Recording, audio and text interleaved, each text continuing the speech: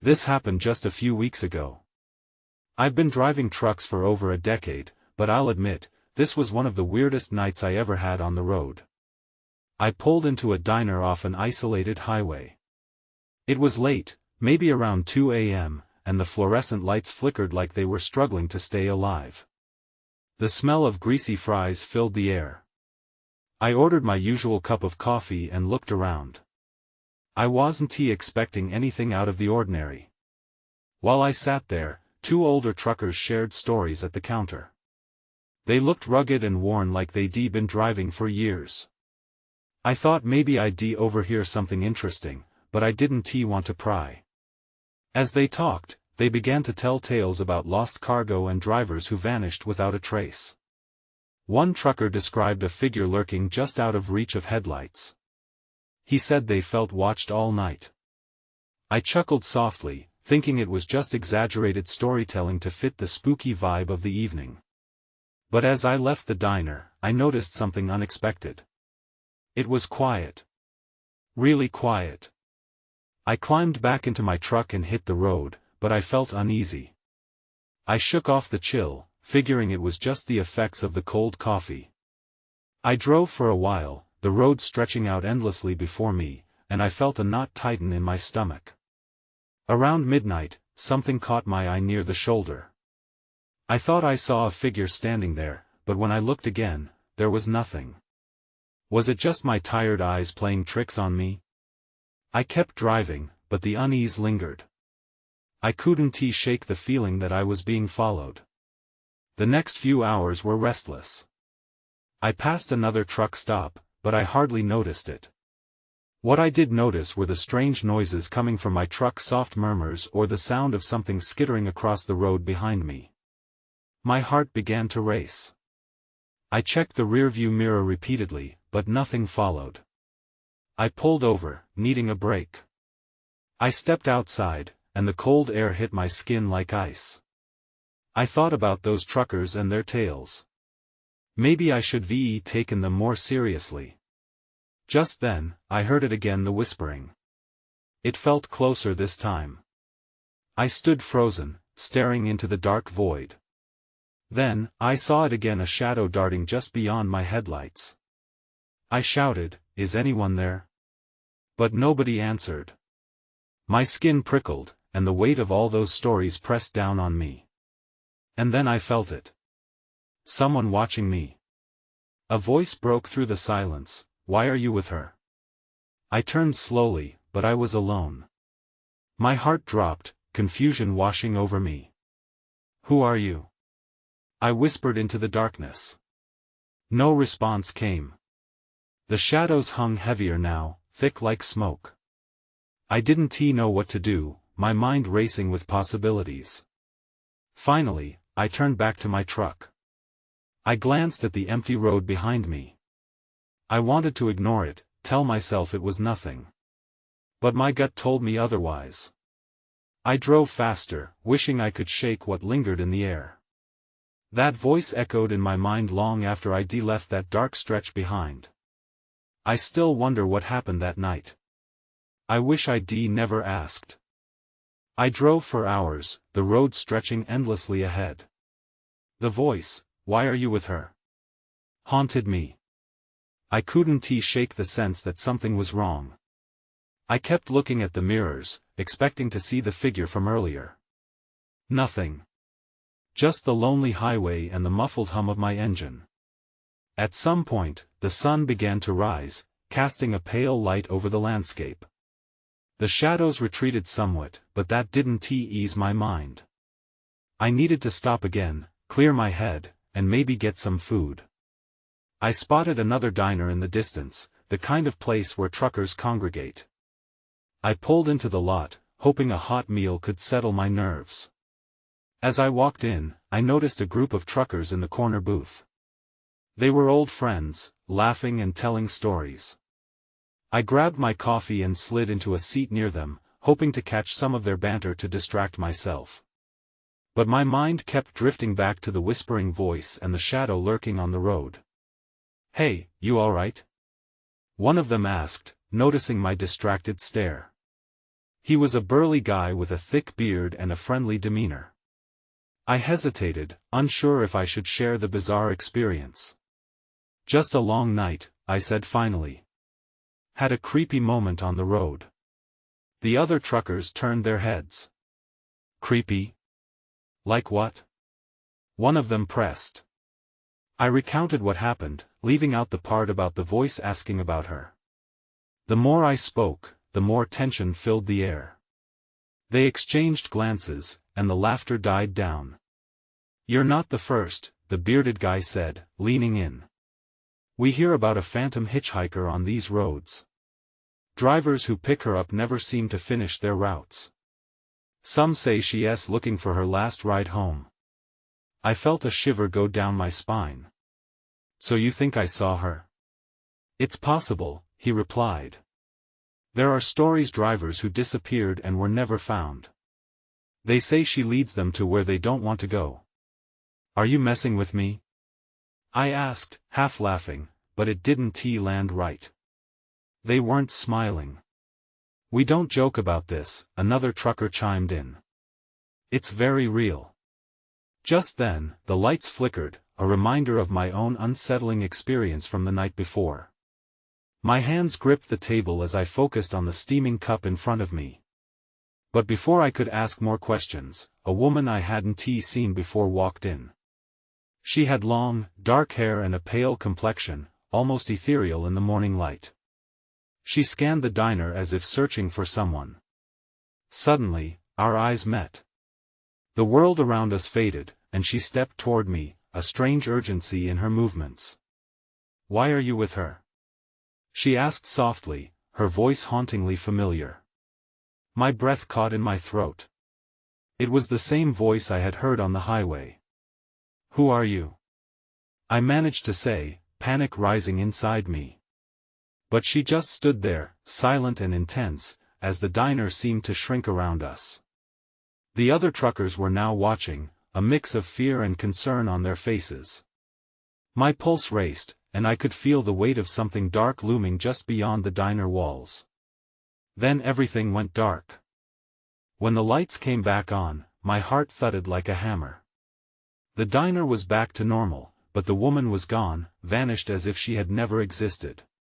The truckers watched me, their faces etched with confusion and concern.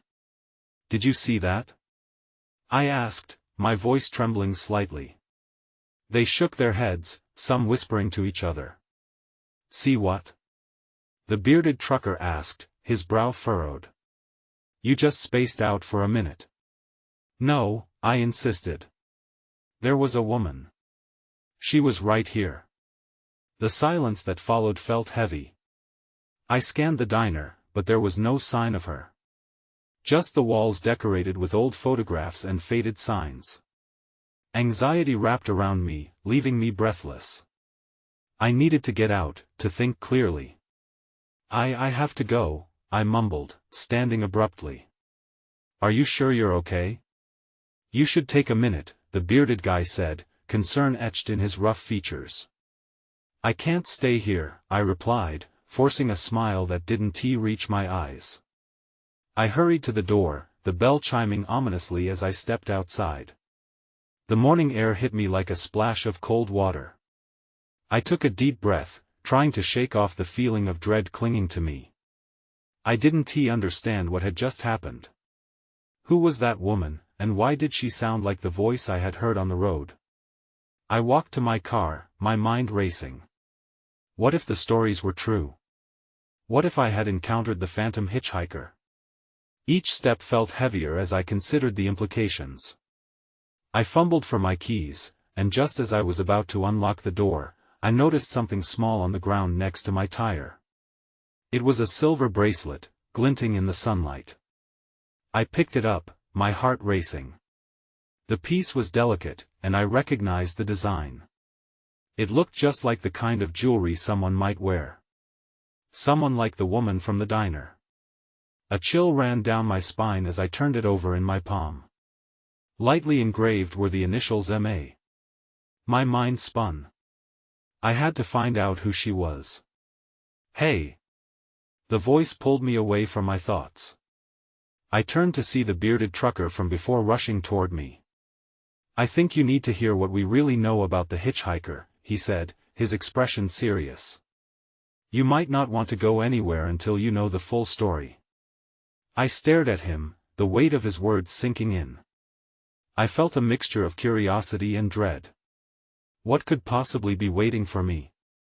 Before I could respond, the diner lights flickered again, casting an eerie glow over the parking lot. "Let us talk inside," he urged, glancing nervously around. With my heart racing, I nodded and followed him, the bracelet still clutched tightly in my hand. I had to know. But as I stepped back inside, I couldn't shake the feeling that something was closing in on me. Something I couldn't quite see. The bearded trucker led me back into the diner, the familiar smell of coffee and bacon swallowing me whole. As I took a seat across from him, the vibrant chatter around us faded. His eyes were serious, focused. "I'm Jake," he said, offering a hand. I shook it, trying to ignore the slight tremor in my fingers. "And if you're looking for answers, you might want to buckle up. This isn't an easy story to tell." I nodded, the weight of the bracelet pressing against my palm reassuring me that I wasn't losing my mind. "What do you know?" Jake glanced around before leaning in closer. "They call her the Hitchhiker of Route 37. You might think she's a ghost, but many believe she's a warning. She appears to drivers who are about to face something terrible." I swallowed hard. "What do you mean?" "There have been dozens of reports," he continued, his voice low. "Drivers claim they pick her up, she talks to them, and then she vanishes. Some say she's looking for something she lost. Others say," he hesitated, taking a deep breath. "Others say she forewarns of imminent danger." I shifted in my seat, my thoughts spiraling back to my own encounter. "So, what about the bracelet?" "That's part of the legend," he replied. "If you find something belonging to her, it means you're intertwined in her story. Some drivers who find her belongings never make it home. It's like she's saying, 'You're next.'" A chill raced down my spine, and I felt suddenly very small. "You can't be serious." "I am," he said, fixing his gaze on me. "Last week, a friend of mine picked her up. She was wearing something like that bracelet, just like the one you're holding. He thought it was just a story. He ignored her warnings, and 2 days later his truck flipped on a sharp turn. He died on the spot." My throat went dry. "What did the woman tell him?" Jake's eyes darkened. "She told him about the storm ahead. He laughed it off, said he could handle anything the road threw at him. But that storm came out of nowhere. From then on, I've believed every word." I looked down at the bracelet again, the initials MA glinting in the light. "What does MA stand for?" "I wish I knew," he replied. "But if you want to find out who she was, you'll need to unravel the mystery. There's south only one place you can begin." "What place?" "The old dilapidated gas station up the road. No one likes to go there. Rumor has it, she used to hang around that area. You might find more than just answers." He paused. "And be careful. The more you dig, the more you risk losing yourself." I felt a mixture of fear and urgency. But what if it's true? What if I get caught in her story? "Then you better figure out the truth before it's too late," he said, standing up. "You should probably go now. I'd rather you not be here when the lights flicker again." Standing up, I took one last look at Jake. There was something in his eyes, a mix of grave seriousness and fear. I knew I had to make a decision quickly, but somehow, the weight of the bracelet felt heavier in my pocket as I stepped outside. I glanced toward the gas station, its silhouette looming in the distance, hidden by trees. A voice in my head urged me to run, but curiosity chained me in place.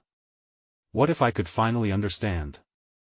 That's when the lights flickered once more, plunging the diner back into shadows. In that instant, I felt the air thicken as if something was awakening. I had to go.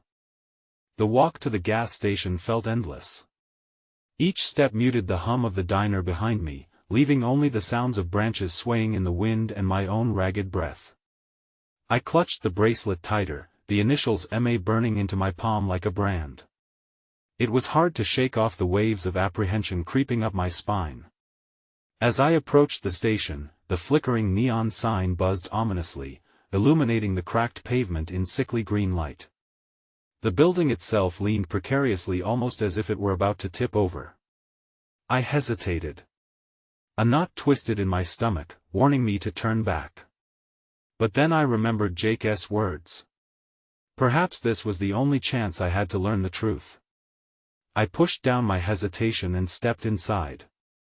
The interior was dim, lit only by the weak glow of an overhead bulb. Dust motes danced in the air, settling on cobweb-covered shelves filled with aged snacks and faded maps. A rusty cash register sat at the far end, untouched for ages. No one else was around. "Hello?" I called out, my voice echoing. No response, just the soft creaking of the floorboards beneath my feet. I edged further in, scanning the area. There had to be something here tied to the Hitchhiker.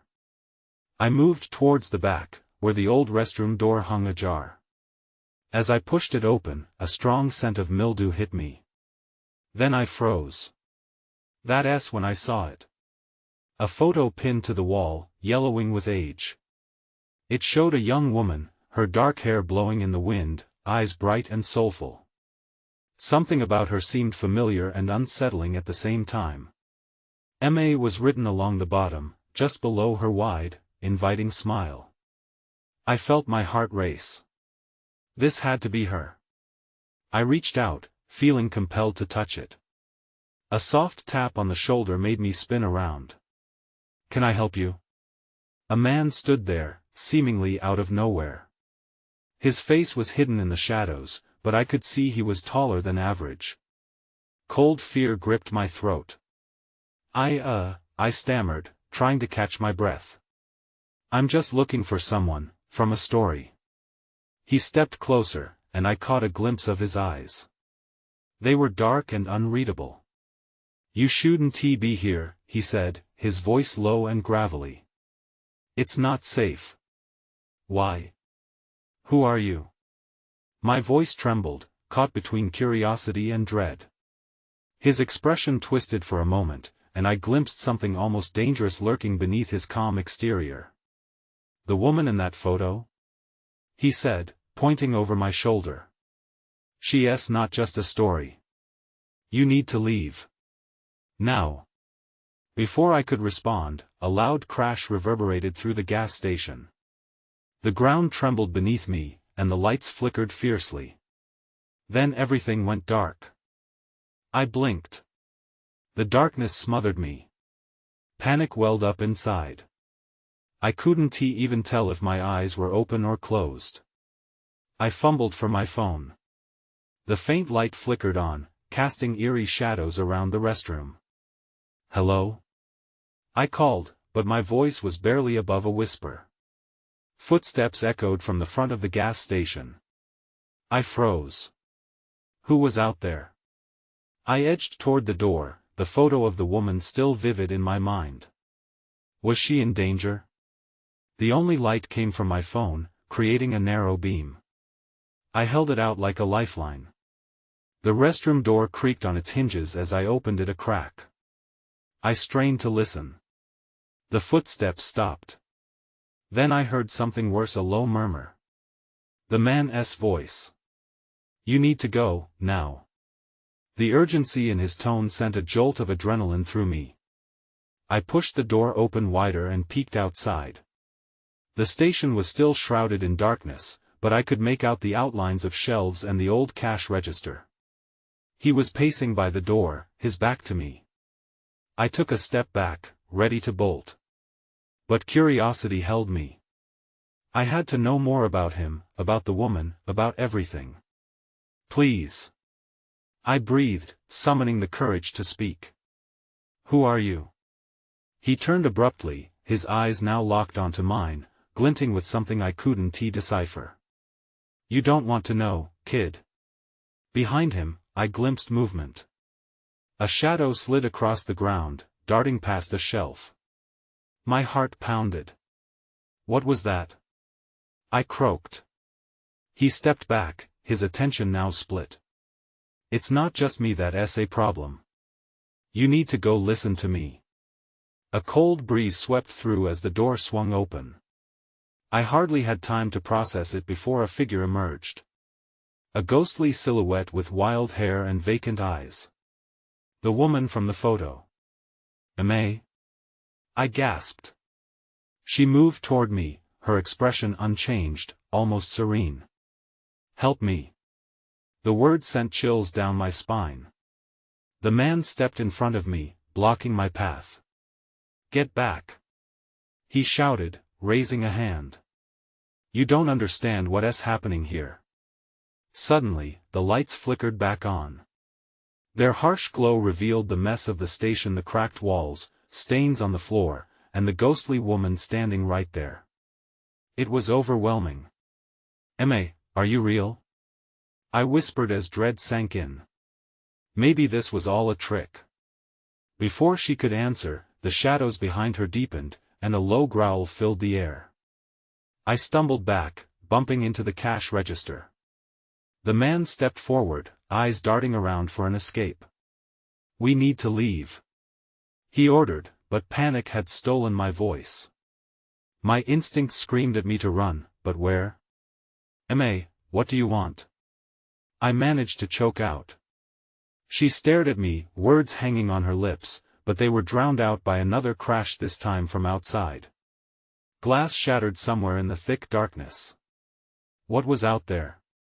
And why was I still here? In that moment, as I wrestled with my fear and confusion, I realized, whatever mystery had begun in this gas station, it was only getting darker. My breath hitched as I stared at Ma. Her eyes were wide, pleading, but the way the shadows danced around her made it hard to focus. Something was wrong, terribly wrong. It was as if the darkness itself was alive, creeping closer every second. The man beside me jerked his head toward the entrance, desperation etched across his face. "Go. Now. Wait." I shouted, torn. "What about her?" But before I could voice my concern, Ma stepped forward, her hand reaching out toward me. "Please," she whispered again. "You're the only one who can help me." Before I could respond, the growling deepened, vibrating through the air like an angry beast.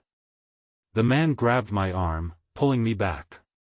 "We need to leave," he repeated, his grip uncomfortably tight, as if he feared I might stay. I didn't want to leave her. I couldn't. "No, we can't just leave her here." "Ma, what do you need?" But she only looked over my shoulder, fear flaring in her eyes. The growl escalated into a guttural snarl. My heart raced.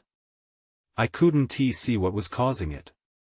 "Ma," I insisted, pushing toward her, trying to break free from the man's grasp. "Kid, stop," he yelled. "You don't know what you're dealing with." And then the lights flickered again. This time, they went out completely, plunging us into utter darkness. The growling was now accompanied by scratching noises that echoed from multiple directions. Panic flooded my veins. Just then, I felt a chill, a presence hovering close behind me. "What is that?"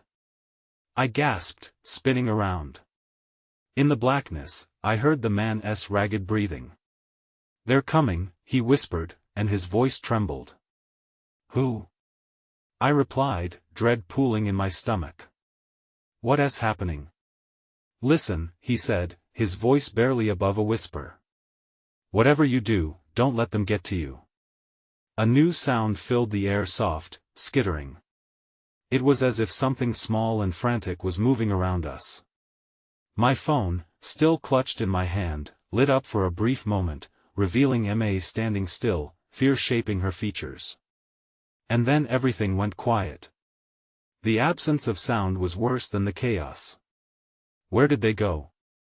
I murmured, glancing back at the man.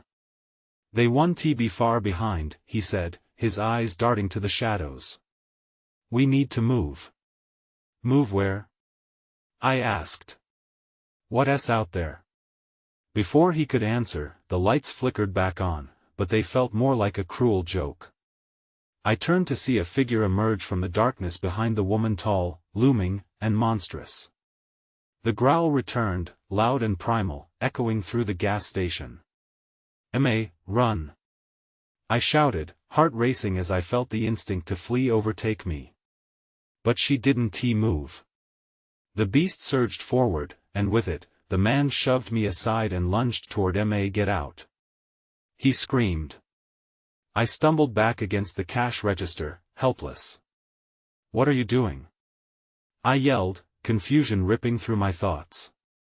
And then everything turned chaotic. The growl exploded into a roar. I felt something brush past me so quickly I almost missed it. That's when I saw it. The beast, its eyes glinting with hunger, had latched onto the man. "Ma!" I gasped, realizing too late that the danger was everywhere, and I was right in the middle of it. I stood frozen, staring at the chaos unfolding before me.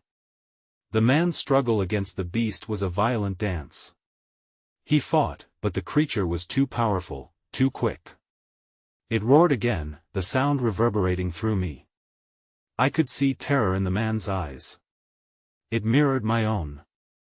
"Ma!" I yelled again, desperate for her to heed my call. But she remained paralyzed, a statue of fear, only watching as the man fought for his life.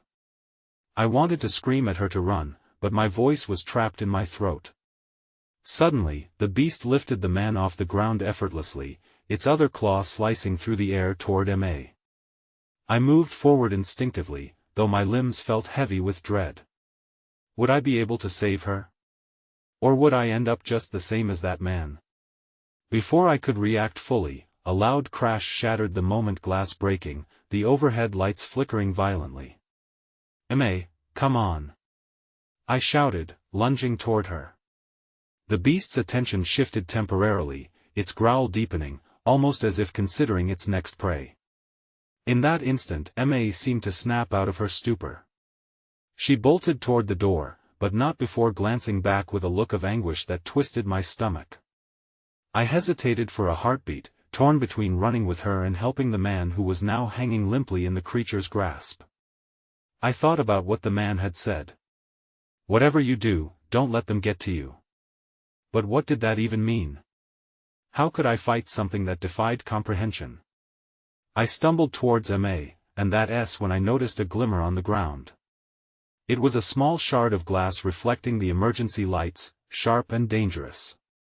An idea sparked in my mind, desperate and reckless, but it was something. "Run! I'll distract it!" I shouted to Ma, not believing the words that left my mouth. "What? No!" she yelled back, panic rising in her voice. "Just go!" I screamed, gripping the shard tightly as I turned to face the beast again. I had no plan, but I knew I couldn't let it have her, not without a fight. The creature shifted its gaze toward me, and for one terrifying moment, our eyes locked. I felt a cold wave of fear washing over me, and instinctively, I yelled, waving my arms. "Hey! Over here!" It snarled, dropping the man just as I intended. He crumpled to the floor, gasping for air. I had no time to check if he was okay. Ma was already halfway out the door, but she paused again, glancing back. "Go!" I urged her. "Now!" Even in the face of the monstrous beast approaching, I felt something shift inside me, a flicker of determination. I had to get Ma out. With every ounce of bravery I could muster, I took a step closer to the creature.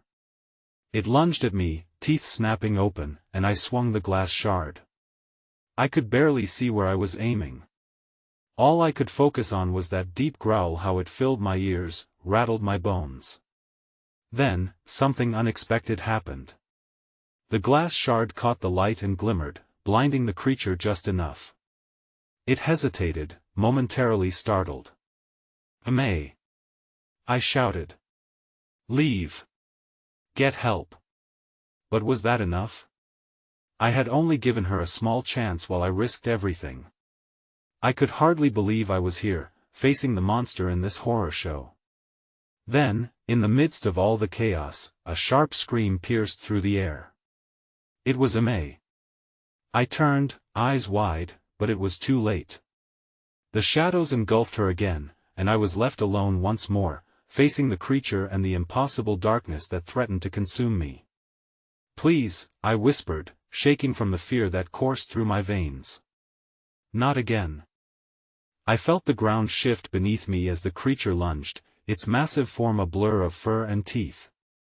I took a step back, heart racing, the glass shard trembling in my grip. The moment stretched on, like the stillness before a storm. Then it lunged again. I swung the shard wildly, hoping to cut through its thick hide. I knew it probably wouldn't be enough, but I had to do something. I connected with its shoulder, a shallow slice that only seemed to anger it more. The beast let out a horrifying roar, a sound that sent shockwaves through my body and rattled my resolve. I stumbled back, eyes darting around for Ma. She was gone. The thought twisted painfully in my stomach. Where could she have gone? I had to focus. I had to survive. My gaze snapped back to the beast as it circled me like a predator toying with its prey. With every second, the distance between me and the creature closed. I could sense it was ready to pounce again. Panic surged through me. I couldn't just wait to be eaten, I had to find a way out. Without thinking, I turned and sprinted towards the doorway, praying I could reach it in time. As I ran, I glanced back. The beast's eyes glimmered with hunger, tracking me with predatory precision. I couldn't let it catch me. I burst through the door and stumbled into the hallway, breathless and terrified. The lights flickered ominously, filling the corridor with wide, dancing shadows.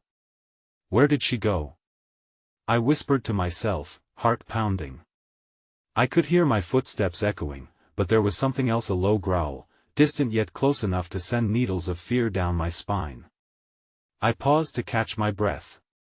My surroundings were disorienting. There were doors on either side, but I had no idea which one to choose. I needed to find Ma. I pressed against the wall, the cold surface grounding me for a moment, and closed my eyes. Then, I noticed a whispering sound, a faint voice calling out. "Help, please." The voice was cracked and desperate. It sent a chill down my spine. "Ma!" I shouted, recognizing her voice.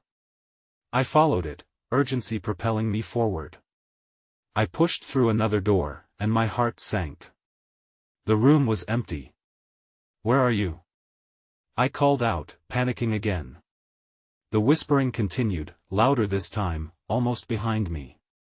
I spun around, and there, just at the edge of the doorway, I caught a glimpse of something moving, a shadow that didn't belong. My heart raced as I realized the creature was close. Suddenly, a crash echoed from the hall behind me, causing dust to fall from the ceiling. I turned again, breath ragged, adrenaline surging through my veins. I had to make a choice, find Ma or confront the beast. Then everything went dark. The lights flickered out completely, plunging me into an eerie silence. I felt my way back into the corridor, my fingers grazing the walls like a blind man searching for the light.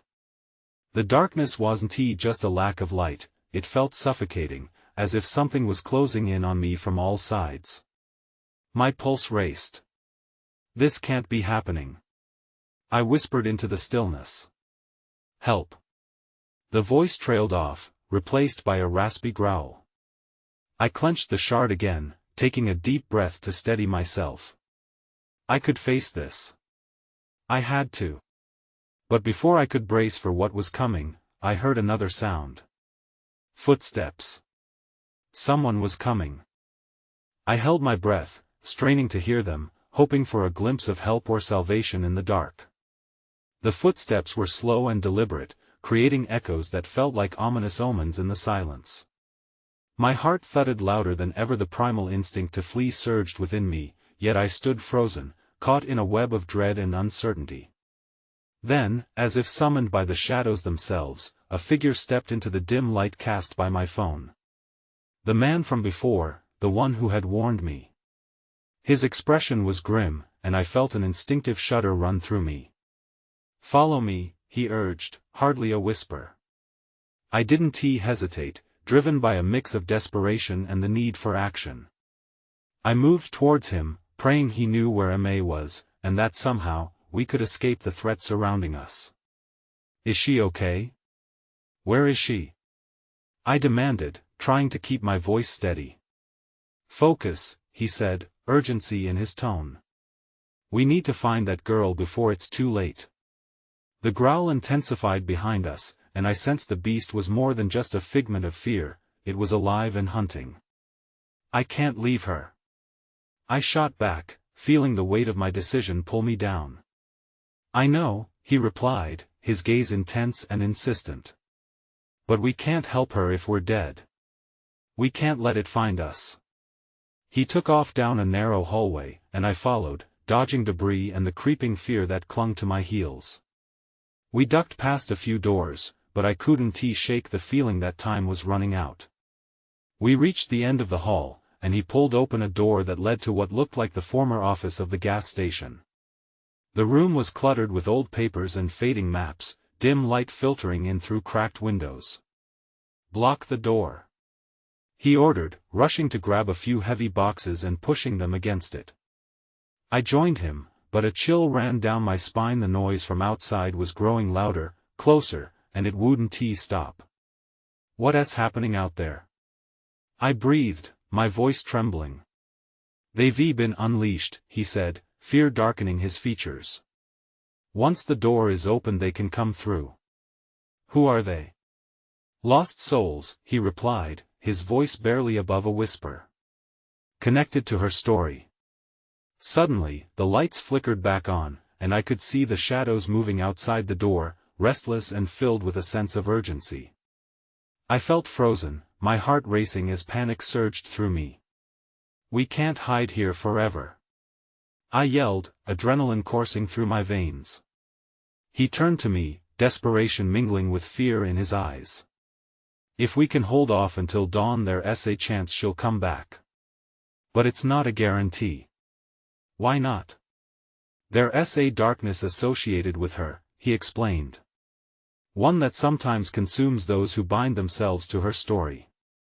The shadows outside seemed to pulse with anger at his words, and I felt the ground tremble beneath me again.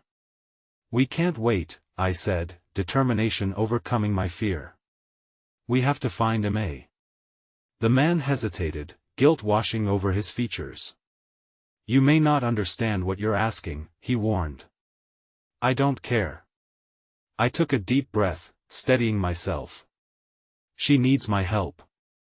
I need to find her." He studied my face for a moment, then nodded reluctantly. "Then we move together." With that, I forced the door open, the hustle of the outside world flooding in. The growl echoed through the dark, and we carefully crept into the shadows. I felt my breath catch as I scanned the area, searching for any trace of Ma, all while knowing the dark would not let me down easily. We ventured further into the heart of the gas station, navigating through the remnants of old shelves filled with forgotten items. Each creak and each shadow carried weight. Then I heard it again. The whisper, now clearer and loud enough to ring through the chaos. "Help please," her voice. I exclaimed, darting toward the sound, the man close behind. "She's this way." The deeper we went, the more the shadows pressed in on us, distortions of reality that seemed to twist with each step we took. I followed the sound like a moth to a flame, the intense thrum of fear tugging at my gut. Then, just as we rounded a corner, I finally saw her again, standing in a flickering haze. My heart soared, only to be dashed as I noticed the haze around her darkening, pulsing with something sinister. "Ma!" I called, running toward her. But she didn't move to greet me, her face was a mask of anguish and regret. "You don't understand," she whispered, her voice trailing off as her eyes darted around us. "The shadows are angry," she said, panic rising in her tone. "They don't want me to leave. Stay strong. We'll get you out of here." I shouted, willing her to listen, but I could see her strength wavering, as if something ineffable was pulling at her. The man moved closer, his hands raised, but I didn't understand his intentions. "We need to go. Now," he ordered. "They're coming." Emma screamed, and just as I reached for her, shadows began swirling like a tempest around us, growing fangs and claws, yearning to pull her back into their dark embrace. "Emma, hold on!" I shouted, desperate. Suddenly, the growling returned, now louder and sharper, sending waves of dread crashing into me. "Please!"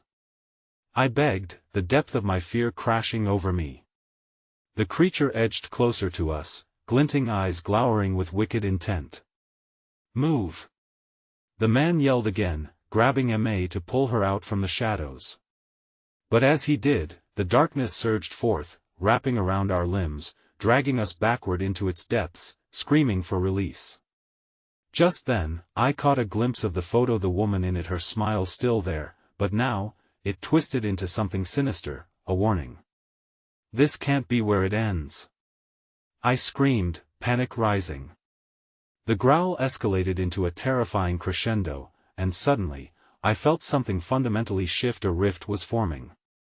Red light erupted from the core of the shadows, illuminating Ma's face. "Run!" she cried, and with it came a surge of power that propelled me forward. We stumbled away from the encroaching darkness, barreling toward the door, the man urging Ma forward, the shadows grasping desperately at us. "Keep moving!" he shouted, and adrenaline surged through me as the exit grew closer. I leapt through the door as the light engulfed us, breaking free of the suffocating embrace of darkness. I turned to look behind just in time to see the shadows dissipate into nothingness, lost in the morning light, the growl fading into the wind. Panting, I hit the asphalt, the sun breaking through the clouds as I took a moment to catch my breath. Ma stumbled beside me, disoriented but alive. "That was too close," I murmured, glancing around. Shadows still lingered around the old gas station, but they felt less menacing in the sunlight. "What happened?" she whispered, her voice shaky. "I still don't know," I admitted. "I just knew we had to get out." "Thank you," she said, and for a moment, there was relief on her face. But the brightness surrounding us did little to dispel the feeling of uncertainty lingering in my heart. "Will it come back?" I asked, glancing back toward the gas station with unease. Ma looked over her shoulder, hesitation shadowing her features. "I don't know. The shadows are always watching." I met her gaze and the weight of uncertainty settled over us both. The danger may have ebbed for now, but something about that night felt unfinished, leaving scars that would not easily heal. My instinct told me this wasn't over. And deep down, I knew, months later, I would still reflect on that night, unsure of what truly happened, a memory intertwined with shadows, whispers, and that haunting question, "Why are you with her?" I walked away from the gas station, one thing weighing on my mind: some stories never fully end, they linger, waiting for the next driver on the road.